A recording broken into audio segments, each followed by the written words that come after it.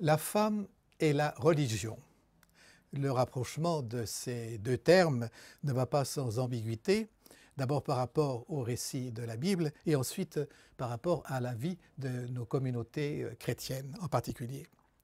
Je voudrais vous remercier, Pierre Dumoulin, d'avoir accepté d'évoquer donc les figures des femmes mentionnées dans la Bible, quelques-unes des femmes mentionnées dans la Bible.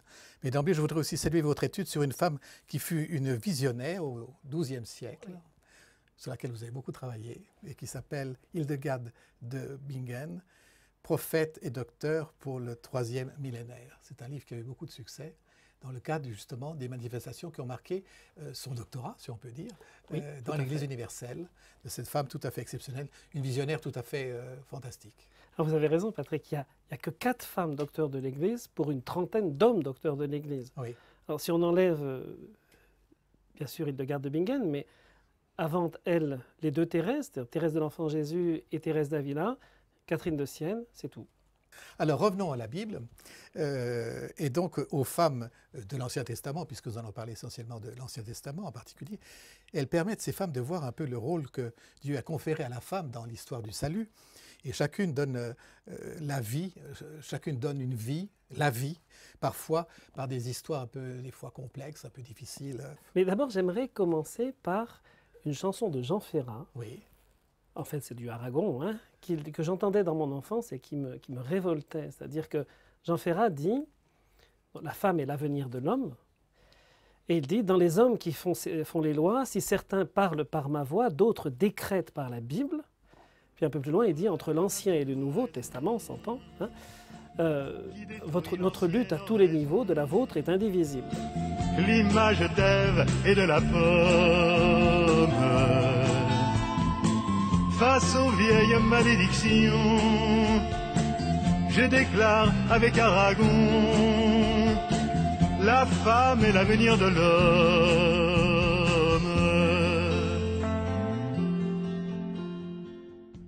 Donc c'est vraiment je dirais une apologétique contre la Bible que sortait Aragon, repris par Jean Ferrat.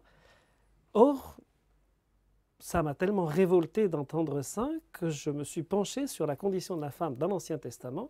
Et là, j'ai découvert que dans un monde qui excluait totalement la femme, apparaissaient des figures lumineuses tout au long de la Bible, et que même 3 livres de la Bible sont entièrement consacrés à la femme. Je veux parler de Esther, Judith et Ruth. C'est des livres qu'on ne lit pas souvent, c'est 3 petits midrash, hein, 3 petits textes qui sont symboliques, mais qui sont très beaux, très très beau au point de vue de la composition, au point de vue littéraire. C'est Claudel qui aimait énormément le livre de Ruth, il en a fait une version à lui. Et ces trois très beaux livres donc, de l'Ancien Testament nous font découvrir quelle est la mission de la femme. Moi, ce qui m'intéresse, c'est que s'il y a des hommes et des femmes, ce n'est pas pour rien, la femme a une mission. Et la Bible, qui doit être experte en humanité, si elle ne nous parle pas de la femme, alors ça ne serait pas le message de Dieu, ce n'est pas possible. Mais c'est bien le contraire. On découvre la valeur propre de la femme. Alors commençons par Ève. Hein, voilà. Alors d'abord Ève. Ève, c'est la vivante. Hein. Le nom même veut dire qu'elle est la mère des vivants. Ensuite, quand Dieu a créé la femme, il l'a fait parce qu'il n'est pas bon que l'homme soit seul. Donc ça veut dire que dès le départ, l'homme a besoin, pour être un homme, d'avoir une femme. En fait, nous ne sommes masculins et féminins que dans cette complémentarité qui nous met face à face. S'il n'y avait que des hommes masculins, il n'y aurait plus d'hommes. Je veux dire, il n'y aurait plus qu'un être humain, et réciproquement. Et quand Dieu crée la femme, il dit il faut lui faire une aide qui lui soit semblable. Alors en français, c'est négatif ce truc, parce qu'on dit une aide, ça veut dire c'est une aide, quoi. Elle est de on la voit à la cuisine déjà. C'est la secrétaire, quoi. On la met déjà, voilà, on la relègue aux côtés. Or, ce n'est pas du tout ça en hébreu. Edzer, qui a donné la ville de Hatzor en Israël, Edzer, ça veut dire l'aide guerrière. C'est-à-dire c'est l'allié en temps de guerre, 2 peuples qui s'allient pour pouvoir remporter le combat. Donc l'homme tout seul ne peut pas remporter le combat. L'homme et la femme ensemble deviennent capables de tout enfoncer. Donc c'est une complice. Donc c'est une complice, ou plus encore, c'est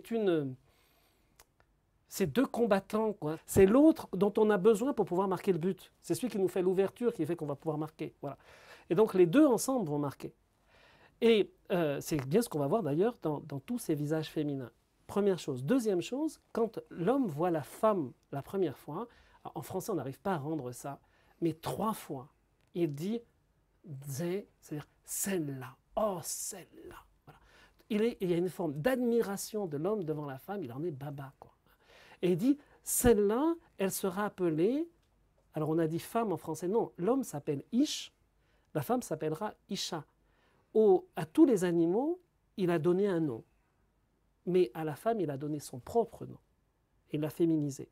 Donc, il y a vraiment Ish et Isha, c'est-à-dire il y a l'homme et l'homette, enfin, ou l'homesse, je ne sais pas comment est-ce qu'on pourrait dire en français, et cette complémentarité qui fait qu'il y a une totale égalité n'est pas rendue en français. Voilà. Et c'est pour ça que Ève, alors après ça on se dit, mais toute l'histoire de la côte, là, pourquoi est-ce que... D'abord, elle est créée dans le sommeil de l'homme.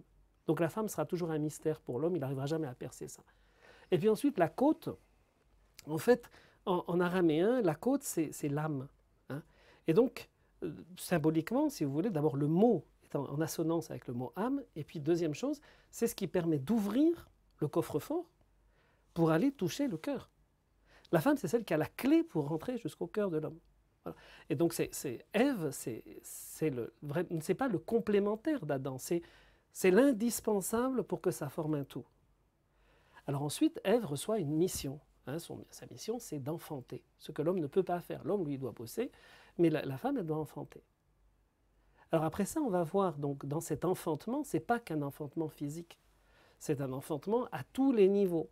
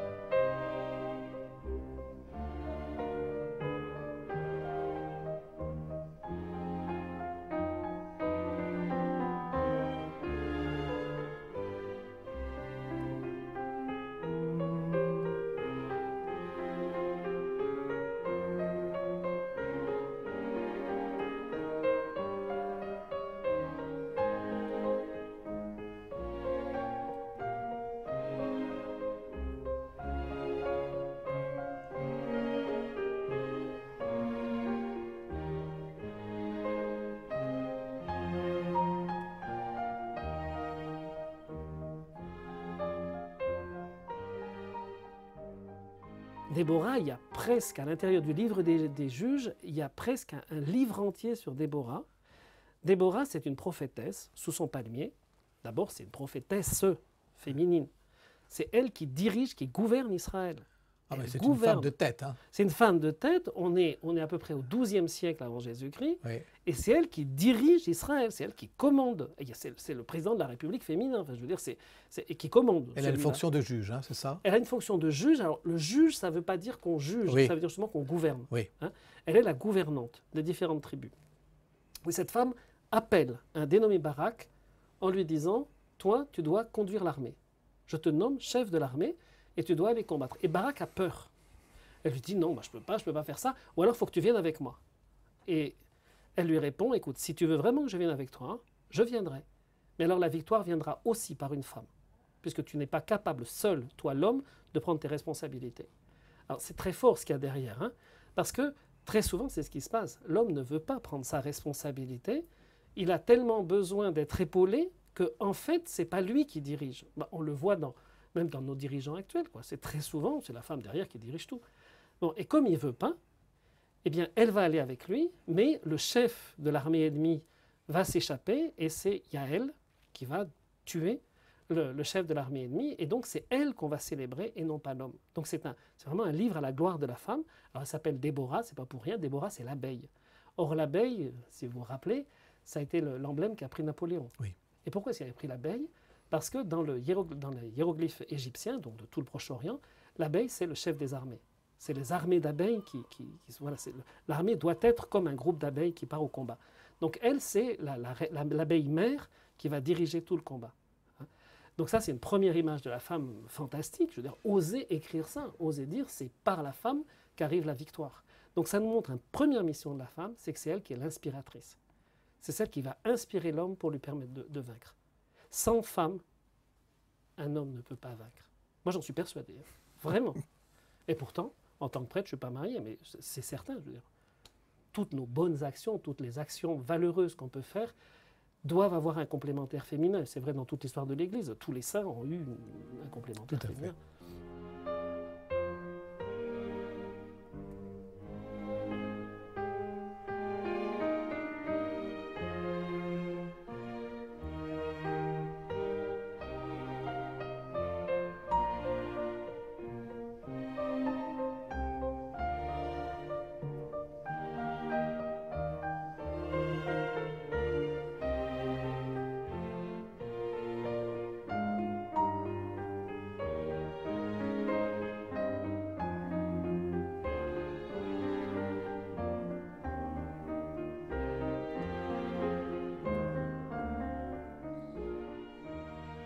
Alors, on passe à Esther.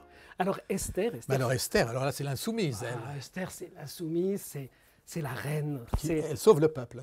Alors là aussi, c'est un midrash. Hein, elle va sauver tout son peuple, elle va renverser le destin. Oui. Ça, c'est un autre rôle de la femme, c'est d'être capable, par sa foi, par son courage, de renverser le destin. Hein. Et cette femme, donc, se trouve par un jeu de circonstances d'une révolution de palais. C'est un livre qui est très beau au point de vue, c'est plein de chatoiements, c'est plein d'or, de tissus, on est en Perse, hein, tout est chatoyant. Et cette femme, donc, elle est dans le harem du roi, elle se trouve être la première épouse, par un jeu de circonstances, effectivement, c'est un jeu de providence, et elle a son tonton, qui est Mardochée, qui se trouve à la porte du palais. Et ils apprennent que le premier ministre du roi a décidé la mort du peuple juif. Et il n'y a pas de possibilité d'en réchapper. Tout le monde va être tué à une date bien précise. Alors qu'est-ce qu'il faut faire? Eh bien, on s'adresse à Esther, on lui dit, il n'y a plus que toi qui peux faire quelque chose. Mais Esther dit, mais moi, le roi ne me reçoit plus. Oui. Alors on lui dit, écoute, si toi, tu ne risques pas ta vie, il y a de toute façon, Dieu fera d'une manière ou d'une autre pour nous sauver, mais c'est toi qui as été choisi. Et donc Esther demande à tout le peuple de jeûner, tout le peuple de prier. Elle se fait très belle, magnifique. Elle s'appuie sur 2 servantes. La scène est décrite, on se croirait, on dirait Liz Taylor à Hollywood. Hein, c'est fabuleux, c'est du Cléopâtre. Et elle arrive devant le roi.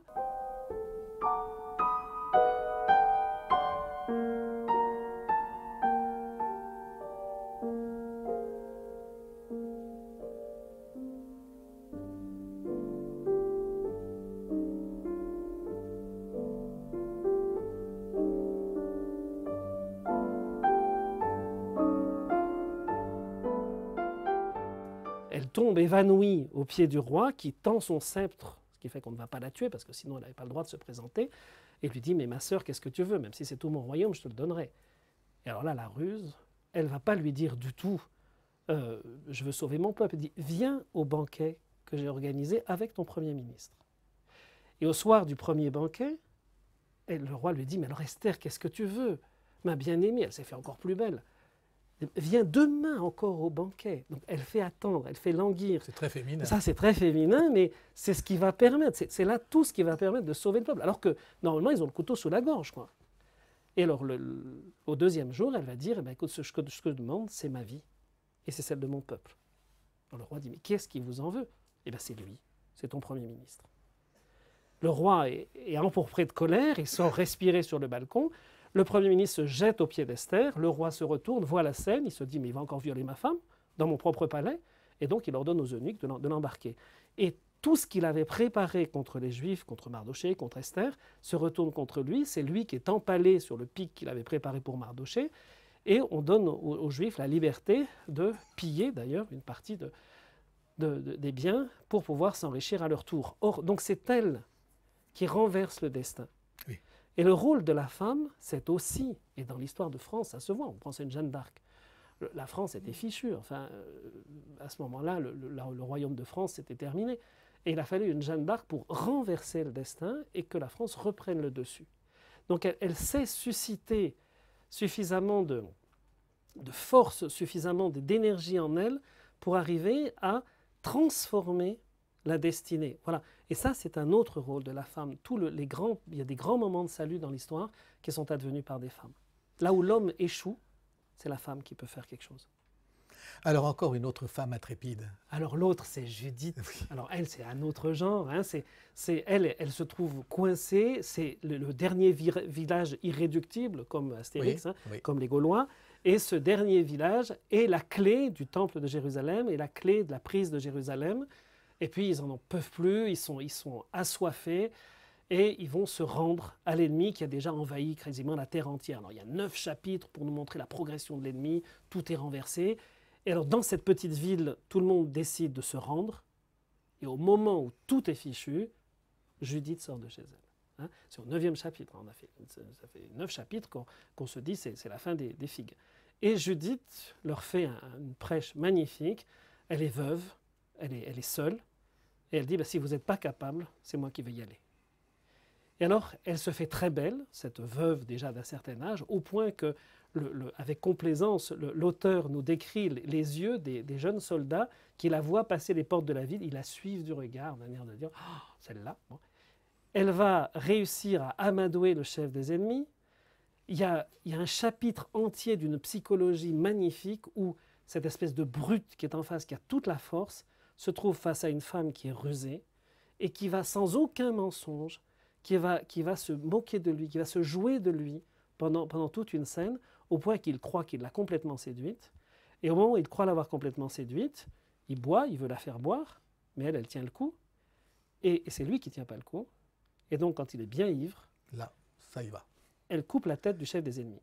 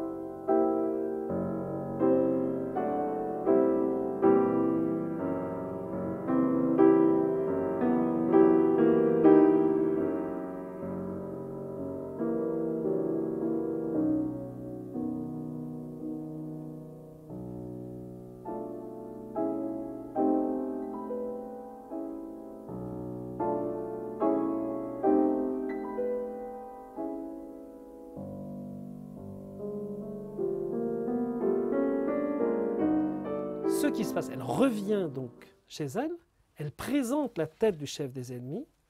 À ce moment-là, de tous les villages autour, les gens tombent sur le camp ennemi. Et là, il y a une description assez amusante, c'est que les soldats vont chercher leur chef, qui eux-mêmes vont chercher leurs généraux, qui eux-mêmes vont aller à la tente du chef. Et comme il n'y a plus personne à la tête, c'est la débandade complète. Et c'est la victoire des pauvres, des petits. Et il y a ensuite 2 chants de louange à Judith. Jamais le courage dont tu as fait preuve, jamais la louange ne s'éteindra dans le cœur des hommes. Judith devient l'image de la Vierge Marie. C'est la victoire de la femme. Alors, vous en avez 2 exemples. C'est Marie qui écrase le serpent, mais dans Le Seigneur des Anneaux, vous avez l'héroïne qui va couper la tête du dragon. C'est exactement la même chose. Hein. Et héroïne qui dit dans le Seigneur des Anneaux, on lui dit, mais tu sais très bien, dit le chef donc des ennemis, l'équivalent du diable, tu sais très bien qu'aucun homme vivant ne pourra jamais me battre. Elle lui répond, aucun homme, sans doute, mais une femme, non. Et elle coupe la tête. Hein. Et là, je trouve, c'est très bien rendu dans le film de Peter Jackson, hein, mais que c'est merveilleux de voir que là où un homme ne peut pas, la femme peut. Et il y a des circonstances, il y a énormément de circonstances dans l'histoire où c'est grâce à une femme que les choses ont été possibles. On pense à Catherine de Sienne quand même, qui a réussi à ramener le pape en Avignon, qui a réussi à empêcher des guerres par sa seule présence féminine. On pense à l'heure actuelle au prix Nobel de la paix, enfin, Yang Kang-suu Kyi, qui qui a réussi, qui est en train de changer le destin de son peuple. Voilà, c'est là que la femme, dans sa faiblesse apparemment, est en fait bien plus forte que l'homme, qui lui, par sa brutalité animale, est myope. Voilà. La puissance rend aveugle, rend l'homme aveugle.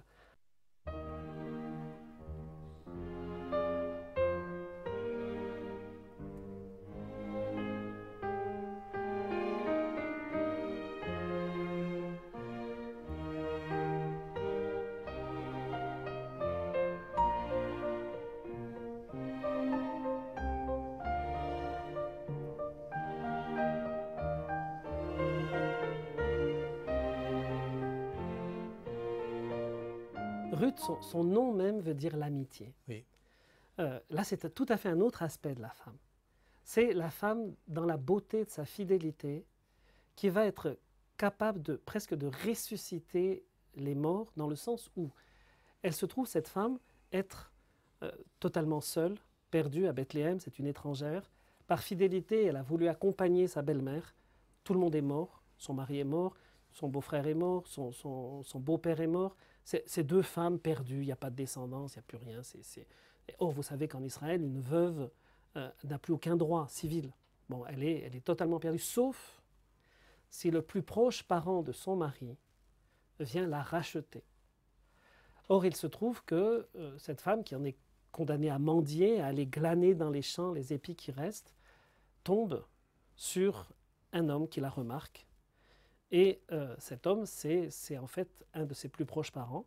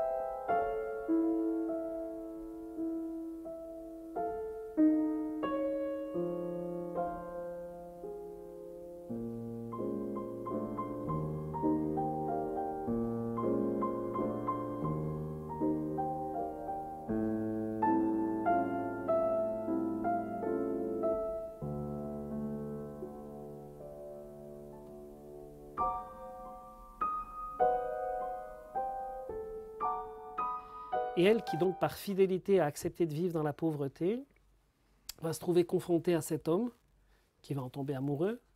Elle va se glisser à ses pieds pendant la nuit. La Bible, avec une extrême pudeur, va dire « il a jeté son manteau sur elle », ce qui veut dire en fait en Israël, ils ont couché ensemble, mais c'est dit c'est dit très bellement. Enfin. Et il va en naître un enfant. Cet enfant va être Ebed. Ebed va être le père de Jessé, c'est-à-dire le grand-père de David. Oui. Le roi David, et du roi David va naître le Messie. C'est C'est donc de cet amour de fidélité, et qui va être un parfait accomplissement de la loi par amour, que va naître le Messie. Et ce qui est beau, c'est que le peuple juif aujourd'hui lit ce texte à chaque fois pour la fête de Pentecôte, c'est-à-dire la fête de la loi, et c'est une manière de dire l'amour est plus fort que la loi. L'amour fidèle, l'amour donné, l'amour qui sacrifie tout, c'est vraiment l'accomplissement total de la loi. Or ça, c'est féminin.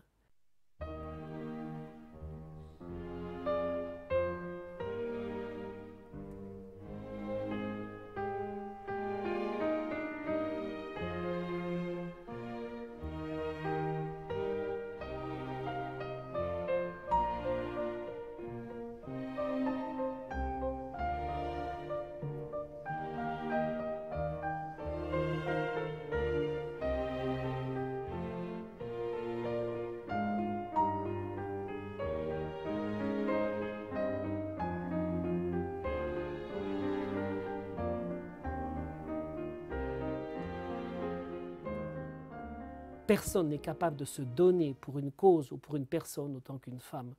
Vous comme moi, on est habitué dans la pastorale, en rencontrant les gens, de voir des femmes qui se sont dévouées jusqu'au dernier souffle de leur vie à leur mari, à leur enfant, à une personne handicapée. Un homme n'est pas capable de ça. Oui, c'est pourquoi Dieu s'identifie souvent à la fidélité de la femme. Exactement.